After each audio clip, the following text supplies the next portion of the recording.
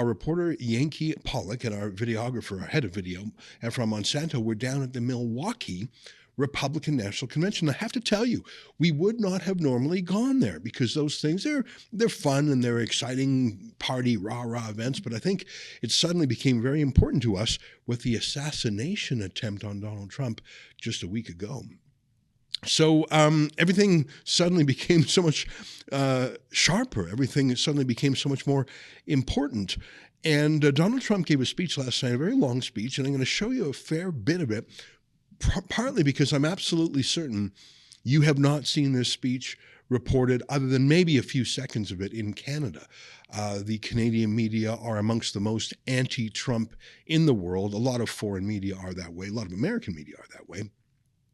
I think that the value of what I'm about to show you is that I'm guessing you haven't seen this. So I'm going to play for you a bunch of clips. Some of them are extended, some of them are more than 5-minute clips, but I think they're useful to hear and to see because I actually believe that unless there's another assassination attempt, Donald Trump will be the next U.S. president. All the polls say so. And Joe Biden is imploding as we speak. I mean, every day he seems to get more and more wobbly. His cognitive decline, his physical decline, it really is shocking.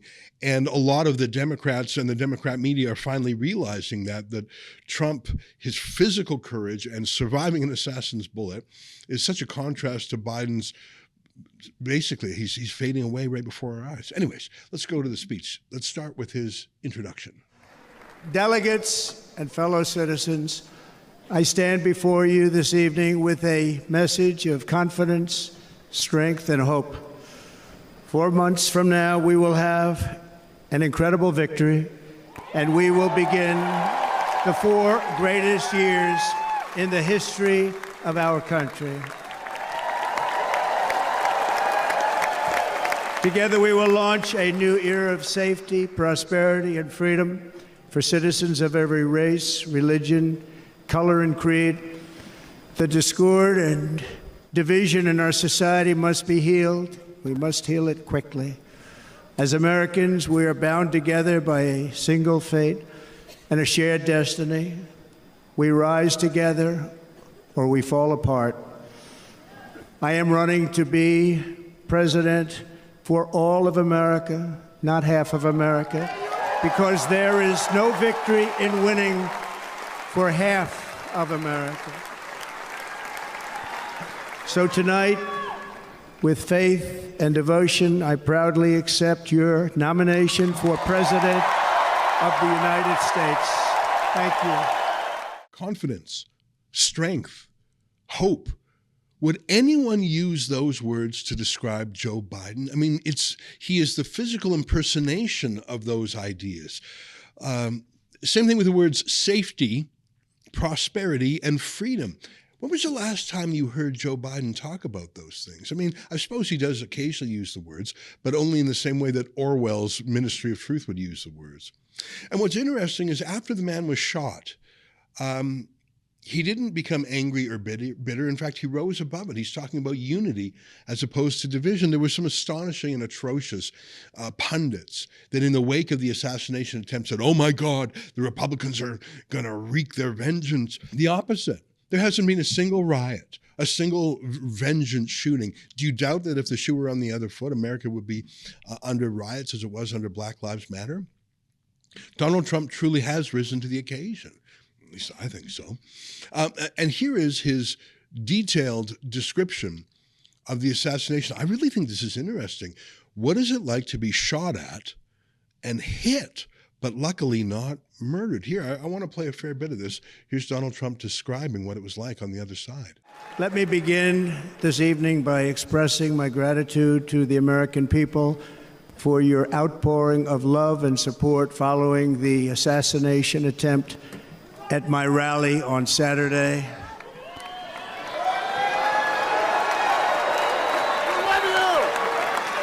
As you already know, the assassin's bullet came within a quarter of an inch of taking my life. So many people have asked me, what happened? Tell us what happened, please. And therefore, I will tell you exactly what happened, and you'll never hear it from me a second time because it's actually too painful to tell.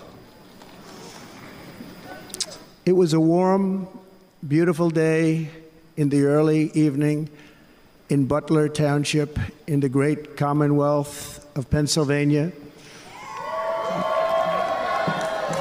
Music was loudly playing, and the campaign was doing really well. I went to the stage, and the crowd was cheering wildly. Everybody was happy. I began speaking very strongly, powerfully, and happily, because I was discussing the great job my administration did on immigration at the southern border. We were very proud of it.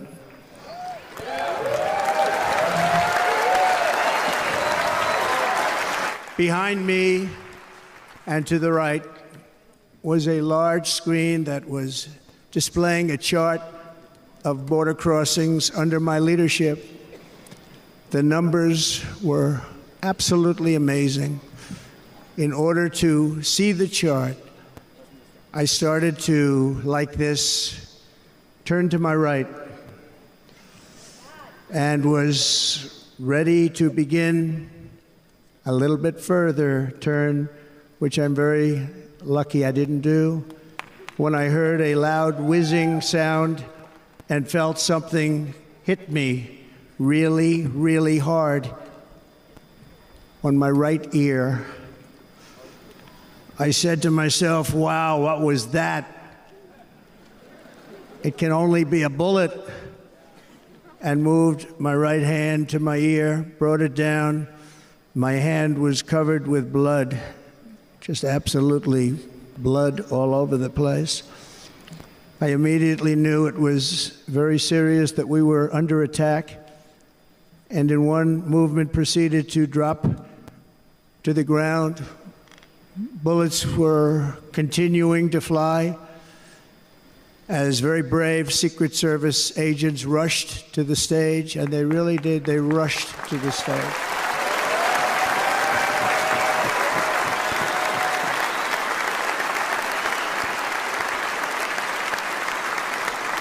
These are great people at great risk, I will tell you, and pounced on top of me so that I would be protected. There was blood pouring everywhere, and yet, in a certain way, I felt very safe because I had God on my side. I felt that.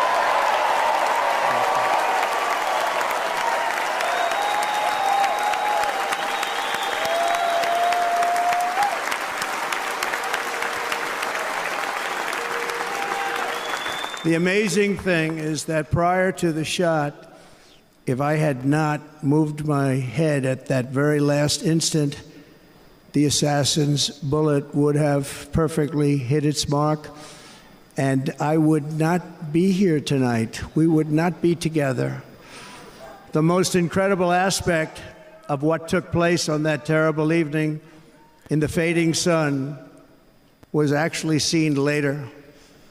In almost all cases, as you probably know, and when even a single bullet is fired, just a single bullet, and we had many bullets that were being fired, crowds run for the exits or stampede, but not in this case. It's very unusual.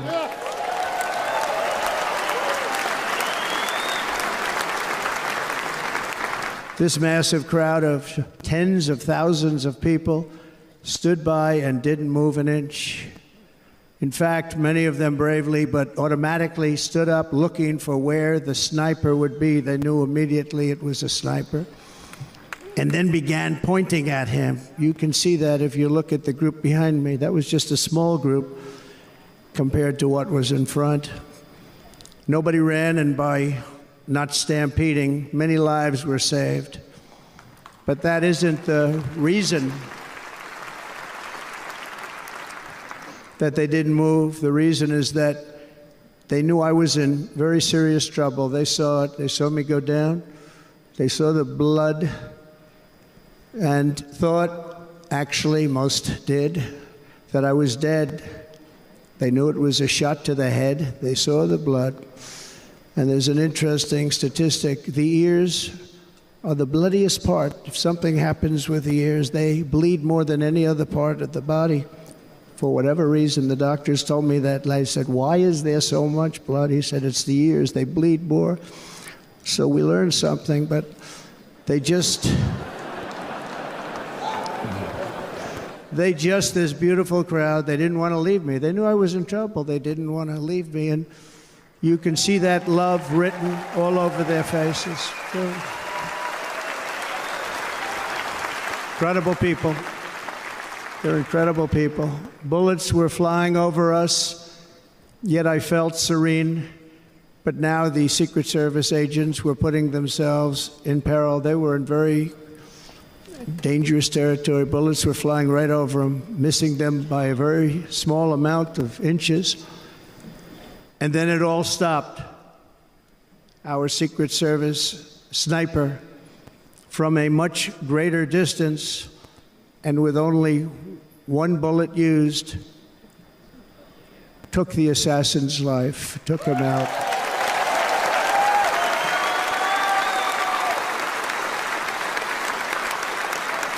I'm not supposed to be here tonight. Not supposed to be here. Yes, you are.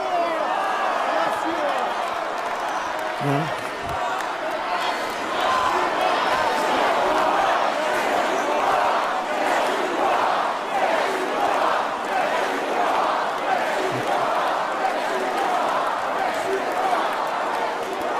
Thank you. But I'm not. And I'll tell you, I stand before you in this arena only by the grace of Almighty God.